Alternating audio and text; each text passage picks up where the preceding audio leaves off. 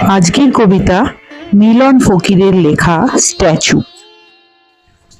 দিন আগেই গিয়েছিলাম এক বড়লোকের ছেলের জন্মদিনে।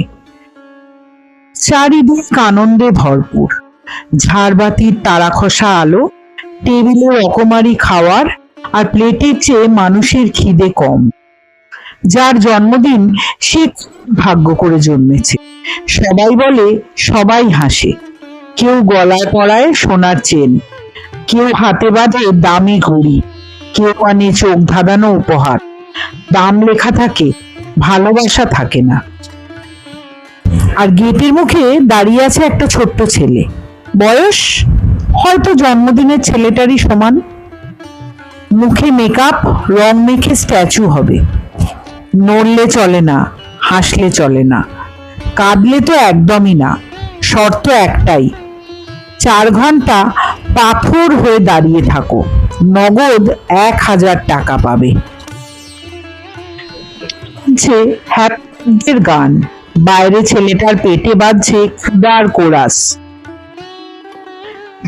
কেক কাটে রুটির ছুরিতে, বাইরে ওর স্বপ্নগুলো কাটা পড়ে প্রতিটা সেকেন্ডে।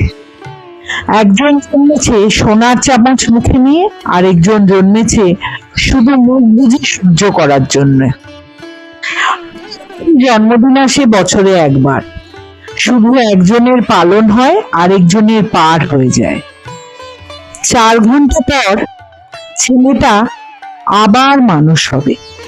1000 টাকাটা হাতে নিয়ে ঢুকাবে মায়ের ওষুধ, নাকি বিয়ের খাতা, নাকি নিজের একবেলার ভাত জানি না। জানি বাড়ি ফিরে ও আকাশের দিকে তাকাবে। ও ইচ্ছে জানাবে না, কারণ ও জেনে গেছে ইচ্ছেগুলো শুধু লোকের ছেলেদের জন্যই পূরণ হয়। নমস্কার।